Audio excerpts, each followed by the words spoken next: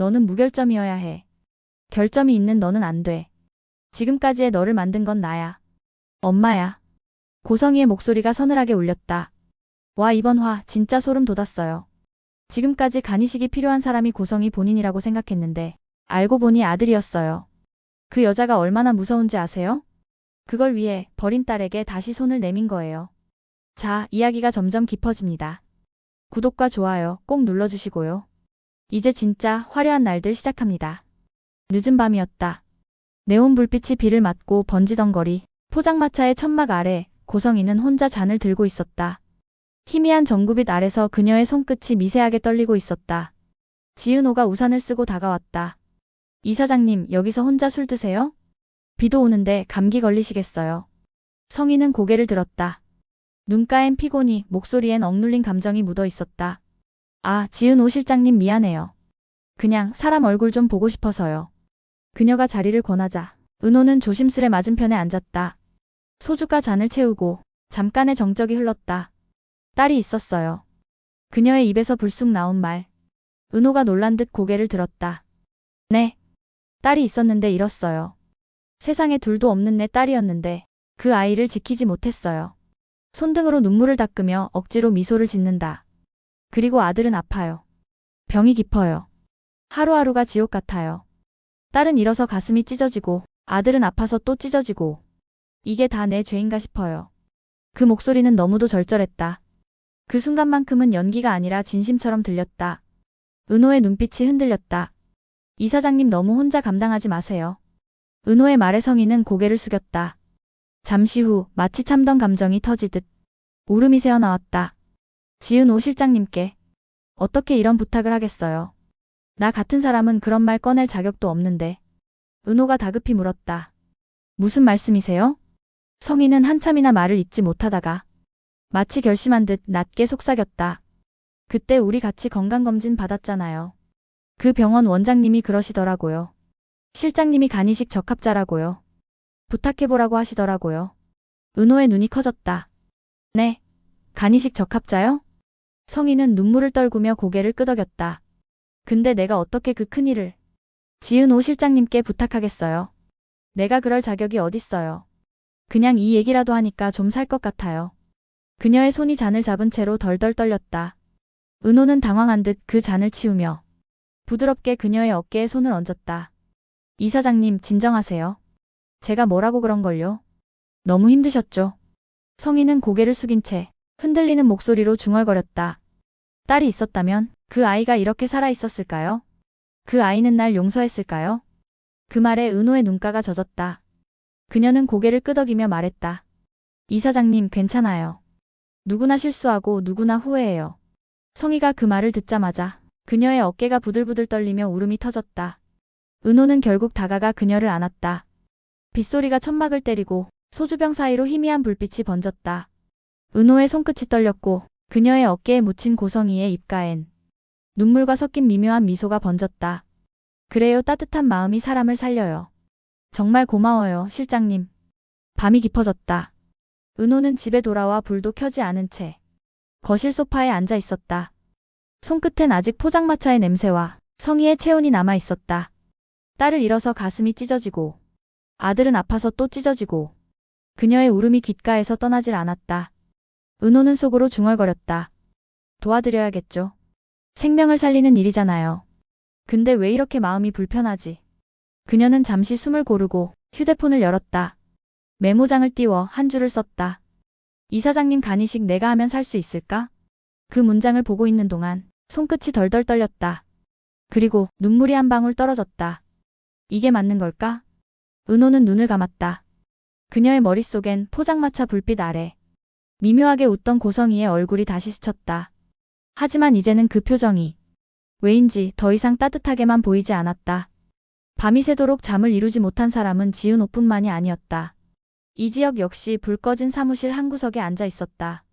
형광등 불빛이 반쯤 꺼진 공간 안에서 그는 도면 위에 엎드린 채 눈을 감았다 뜨기를 반복했다. 하루에도 몇 번씩 생각났다. 그날 편의점 앞에서 본 은호의 웃음. 그게 자꾸 떠올랐다. 그리고 오늘은 이상하게 그 웃음이 누군가의 위로를 닮아 있었다. 지은호는 늘 그렇게 자기보다 남을 먼저 생각하지. 그는 혼잣말로 중얼거렸다. 그래서 더 미치겠단 말이야. 다음 날 아침. 맘대로 집 사무실은 유난히 조용했다. 비가 그친 뒤에 습기 때문인지 공기가 무겁게 가라앉아 있었다.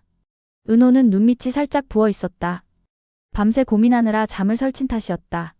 지혁이 그런 은호를 보며 물었다. 어제 잠 못 잤어? 네. 아니에요. 그냥 좀 생각할 게 있어서요. 생각이 많을 땐 커피가 제일 약이야. 그가 웃으며 머그컵을 내밀었다. 오늘은 내가 탔어. 좀 지날 거야. 마셔. 은호는 조심스럽게 커피를 받았다. 감사해요. 선배가 직접 커피까지 타주다니 오늘은 좀 특이하네요. 그냥 한 번쯤은 내가 해도 되잖아. 지혁의 말투엔 장난이 섞여 있었지만 눈빛만큼은 장난이 아니었다. 은호는 그 눈빛을 피했다. 묘하게 가슴이 쿵 내려앉았다. 요즘 왜 이렇게 다시 나를 밀어내는 것 같지? 네. 요즘 나 보면 자꾸 피하잖아. 내가 고백 한 번 했다고 의식이라도 되는 거야? 은호가 당황한 듯 웃었다. 그런 거 아니에요. 맞는 것 같은데. 지은 오스럽지 않잖아. 지혁은 도면 위에 있던 펜을 내려놓았다. 그리고 한 발 다가서며 낮은 목소리로 말했다. 나 지금도 그날 말한 거 후회 안 해. 그날이요? 모른 척 하는 거야, 뭐야? 내가 너 좋아한다고 말한 날 말이야. 그가 미소를 지었다. 그건 실수 아니에요. 은호는 숨을 고르며 손을 내렸다. 이 대표님, 그건 그냥 감정적인 순간이었잖아요. 우린 동업자예요. 일에 감정 섞지 말아줘요. 그때도 말했다시피 그 감정은 이 대표님 혼자 정리하시라고요. 지혁은 한참 동안 그녀를 바라보다가 작게 고개를 저었다. 이젠 안 되겠어요. 숨기는 게 더 이상. 그는 한 걸음 더 다가왔다.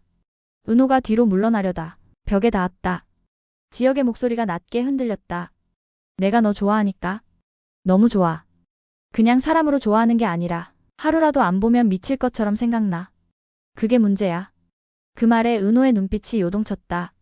대표님. 대표님이라고 좀 그만해. 이제 원래처럼 선배라 부를 때도 되지 않았냐? 지혁 선배, 그만해요. 이러면 안 돼요. 왜 안 돼? 그의 목소리가 낮게 갈라졌다. 안 돼요. 하지만 난 숨기면 병날 것 같은데. 은호의 손이 떨렸다. 선배, 진짜 왜 이래요? 몰라. 나도. 근데 자꾸 너 보면 이렇게 돼. 그는 말을 잇지 못하고 잠시 눈을 감았다가 다시 떴다. 이제 솔직하려고. 지은호, 나 너 좋아해. 정말이야. 나 좀 봐주라. 시간이 멈춘 듯 조용했다. 은호는 말이 나오지 않았다. 입술이 떨리고 눈이 마주쳤다가 이내 피했다. 그때 문 쪽에서 인기척이 났다. 누군가가 서 있었다. 지혁아. 낮고 단단한 목소리. 박성재였다. 지혁이 당황해 돌아봤다. 성재야, 언제 왔어? 방금. 성재의 시선이 두 사람을 천천히 훑었다. 도면 위에 놓인 두 잔의 커피, 붙을 듯 가까운 두 사람, 흔들리는 은호의 표정. 둘이 회의 중이었나 봐. 도면 검토하다가. 그래 보여. 짧은 정적. 성재는 억지로 웃으며 고개를 끄덕였다. 나중에 보자. 그렇게 말하고 돌아섰다. 문이 닫히는 소리가 유난히 크게 들렸다. 그날 저녁. 성재는 혼자 집 앞 바에서 술잔을 기울였다. 잔이 세 번째 비워질 때쯤 그의 휴대폰이 진동했다. 지혁이라는 이름. 그는 한참을 바라보다가 결국 받지 않았다. 그 대신 혼잣말처럼 중얼거렸다. 그래, 잘해봐. 은호랑. 목소리가 쓸쓸하게 웃음을 섞었다. 그땐 그렇게 말했지 내가. 근데 진짜 그렇게 될 줄은 몰랐네. 손끝이 떨렸다. 그는 눈을 감았다. 기억 속에서 지혁이 웃으며 말하던 얼굴이 떠올랐다. 그래, 잘해봐. 은호랑. 그 말이 지금은 칼날처럼 박혔다. 다음 날. 박진석의 집무실. 성재는 억눌린 표정으로 서 있었다. 박진석은 그를 보며 말했다. 요즘 일 열심이다. 아들. 보고서도 깔끔하게 올리고 사람들도 다들 칭찬들이야. 아버지, 그냥 제 할 일 하는 거죠. 그래. 너는 그게 장점이야. 욕심 없고 안정적이고. 그런 게 회사엔 꼭 필요해. 그 말에 성재의 입술이 살짝 떨렸다. 욕심이 없다고? 정말 그럴까? 그는 속으로 삼켰다. 욕심이 없어서 늘 잃어버렸잖아요, 아버지. 고개를 숙인 채 조용히 대답했다. 네. 감사합니다. 밤. 성재는 불 꺼진 집안에서 휴대폰 사진첩을 열었다. 거기엔 지혁, 은호, 그리고 자신이 함께 웃던 사진이 있었다. 그 웃음이 지금은 너무 낯설었다. 그는 천천히 화면을 밀어내듯 넘기다가 사진을 멈췄다. 지혁이 은호를 바라보는 눈빛. 그건 이미 오래전부터 있었다. 자신만 몰랐을 뿐. 결국 나만 바보였네. 그는 혼잣말했다. 그 말이 입안에서 서늘하게 흩어졌다. 그 시각 은호는 집 거실에 앉아 있었다. 고성이의 말이 자꾸 머리를 떠나지 않았다. 그 아이가 아파요. 하루하루가 지옥 같아요. 지혁의 말도 떠올랐다. 내가 너 좋아하니까. 너무 좋아. 두 목소리가 뒤섞여 머릿속을 어지럽게 만들었다. 은호는 무릎 위에 손을 얹고 천천히 고개를 숙였다. 왜 이렇게 다들 나를 흔드는 거야? 그녀의 눈에 눈물이 맺혔다. 창밖에서 바람이 불었다. 그 바람이 커튼을 밀고 들어와 조용히 그녀의 어깨 위를 스쳤다. 그날 밤 고성이는 윤 원장에게 전화를 걸었다. 그 아이 마음이 흔들렸어요. 이제 준비해요. 이식 서류 서명 받을 때예요. 전화기 너머로 낮은 대답이 들려왔다. 알겠습니다. 이사장님. 성희는 전화를 끊으며 잔잔히 미소를 지었다. 그래 이제 거의 다 왔어. 이제 내 그림이 완성돼. 그날 오후 비가 그치고 서울 하늘이 낮게 가라앉아 있었다. 지은호는 멍하니 휴대폰을 바라보다가 결국 통화 버튼을 눌렀다. 이사장님 저예요. 지은호 실장. 어머 실장님. 전화 주셨네요. 무슨 일이세요? 그날 말씀하신 그 일 있잖아요. 그 간이식 관련해서요. 생각 좀 해봤는데요. 제가 도울 수 있으면 도와야죠. 전화기 너머로 들려오는 고성희의 목소리는 언뜻 울먹이는 듯했다. 정말 그래도 돼요? 그건 너무 큰 결정이에요, 실장님. 괜찮아요. 이사장님을 위해서라면. 아니요, 그렇게 쉽게 말하면 안 돼요. 내가 얼마나 감사한지 몰라요. 성희는 말을 잇지 못한 척하며 고개를 숙였다. 하지만 그녀의 입가에는 아주 미세한 미소가 번졌다. 이제 됐다. 이제 시작이야. 며칠 뒤 병원 진료실. 윤 원장이 서류를 정리하며 말했다. 이건 이식 동의서입니다. 기증자 본인 서명만 있으면 바로 준비 들어갑니다. 은호는 펜을 손에 쥔 채 한참을 바라보다가 혹시 수술 일정은 언제쯤인가요? 기증자 체력만 확인되면 바로 진행할 수 있습니다. 받는 분 상태가 그리 여유롭지 않아서요. 그 말에 은호의 손끝이 미세하게 떨렸다. 받는 분은 지금 어떤 상태예요? 윤 원장은 잠시 고개를 숙였다. 그건 이사장님께 직접 들으시는 게 좋겠어요. 은호가 고개를 돌렸다. 병실 쪽 유리창 너머 고성이가 서 있었다. 순백의 재킷에 눈물로 번진 얼굴. 그녀가 다가왔다. 지은호 실장님. 이사장님 진짜 괜찮으세요? 그분 아드님이 그렇게 위험한 상태예요? 성희는 고개를 끄덕였다. 네. 며칠 전부터 상태가 급격히 나빠졌어요. 의사 말로는 이번이 마지막 기회래요. 그 아이가 내 아들이에요. 하지만 실장님이 아니면 살릴 수가 없어요. 그녀는 그 자리에서 무릎을 꿇었다. 제발 부탁이에요. 그 아이가 무슨 죄가 있겠어요. 나 같은 어미 만나서 이렇게 된 거잖아요. 그 아이는 아무 잘못 없어요. 눈물은 거짓이었지만 절박함은 완벽한 연기였다. 그 울음은 천천히 은호의 마음을 파고들었다. 은호는 결국 펜을 들었다. 하지만 손끝이 떨려서 글씨가 흐트러졌다. 그때 문이 열렸다. 이사장님, 큰일이에요. 비서가 허겁지겁 들어왔다. 우진 군이 집으로 갔어요. 아직 퇴원 허가도 안 났는데. 성희의 얼굴이 굳었다. 뭐라고요? 택시 타고 나가서 지금 행선지도 몰라요. 순간 공기가 싸늘하게 식었다. 은호는 자리에서 벌떡 일어났다. 우진이요? 네. 방금 나갔다고. 성희는 허공을 바라보다가 천천히 중얼거렸다. 안 돼. 아직 아무것도 완성되지 않았는데. 그 시각 도심 외곽의 한 작은 카페 앞. 모자를 눌러쓴 한우진이 멍하니 창밖을 보고 있었다. 그의 눈동자는 불안했고 숨은 가빠져 있었다. 잔 위에 커피는 식어 있었고 그의 손등엔 미세한 땀이 맺혀 있었다. 문이 열렸다. 우진이? 낯익은 목소리였다. 고개를 든 그는 얼어붙었다. 지은호가 서 있었다. 지은호 씨? 우진 씨, 진짜 한국에 있었어요? 언제 들어온 거예요? 그의 얼굴이 굳었다. 그냥 잠깐이에요. 엄마가 보고 싶다고 해서. 이사장님이요? 네. 근데 왜 하필 지금 만나는 거예요? 그의 말에는 묘한 떨림이 섞여 있었다. 우진 씨, 얼굴이 많이 안 좋아요. 어디 아파요? 아니에요. 정말 아니에요? 그냥 피곤해서 그래요. 지은호는 그 눈빛을 보며 느꼈다. 그가 뭔가 숨기고 있다는 걸. 하지만 더 묻지 않았다. 다만 그 순간 이상한 기시감이 들었다. 어딘가 피가 섞인 듯한 낯선 유사함. 밤. 고성이는 병원 복도에 서 있었다. 그녀의 손에 휴대폰이 들려 있었다. 윤 원장의 목소리가 들려왔다. 지은호 씨, 오늘 서명 직전까지 갔는데요.